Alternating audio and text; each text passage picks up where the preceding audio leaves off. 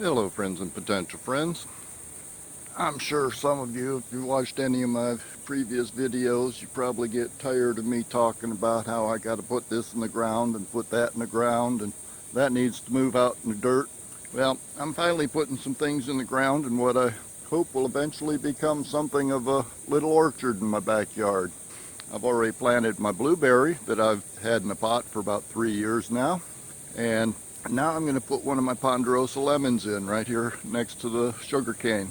But I figured, I just finished watching a video earlier today from the Green Dream Project's Green Siders Summit, talking about building with cob and rammed earth. And I figured this would be a good opportunity for me to show some folks why I've never even considered trying to build anything with cob or rammed earth. See, where I'm at, the Atlantic Ocean is about a mile or a mile and a quarter east of me, and there's an intercoastal waterway between here and there. It's about half to a quarter mile. I think it's close to a half mile wide here where I'm at. Real shallow except out in the channel, so it warms up real nice. That's one of the factors I take into consideration for my little microclimate here. But there are some other things that I need to take into consideration too. So anyway, I've got this 2x2 box I'm going to put around the ponderosa lemon, mainly so that I don't run over it with the lawnmower. And let me get digging.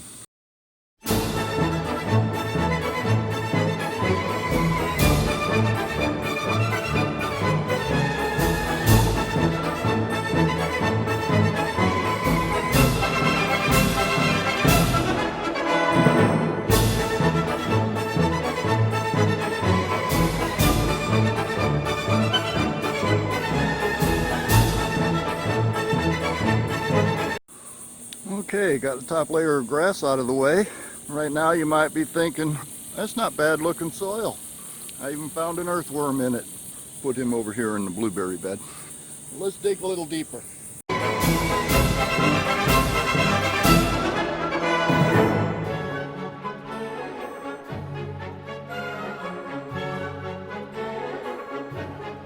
Get down about 8 inches to a foot below the grass level, and you start hitting this orange stuff. That's ground up coquina rocks, which is the closest thing we've got to rock here in Florida. It's actually made up of a bunch of shells. There's a small layer of that.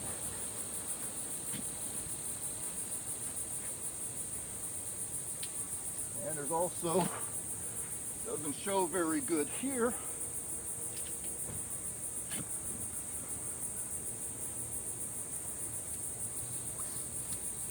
but there's also about, right in that particular hole, it's only about 2 or 3 inches thick, there's a layer of sand.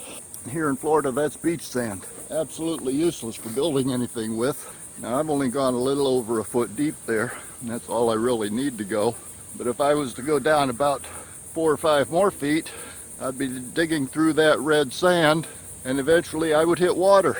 Here where I'm at, my elevation is somewhere between 12 and 20 feet above sea level. So I don't have to dig very deep at all to hit water.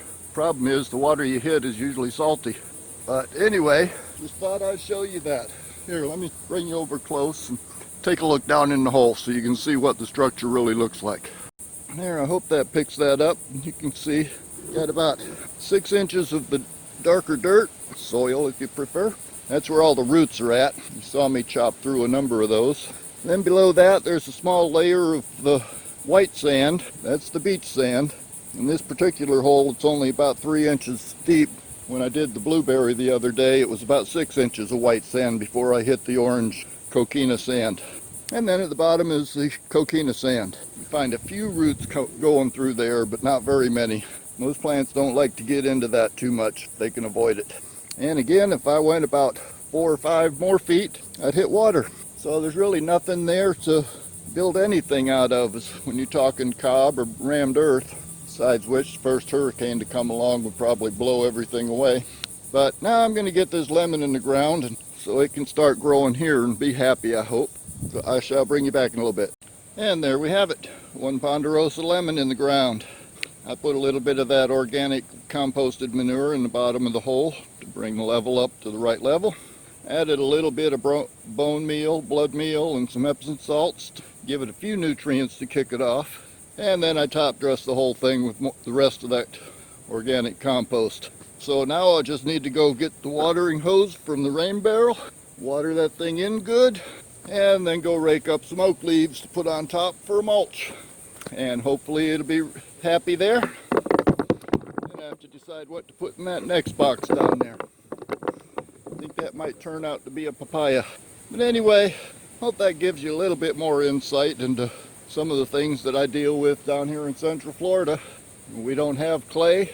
We don't have very much good soil, but we got plenty of sand. So I'll see you on the next one.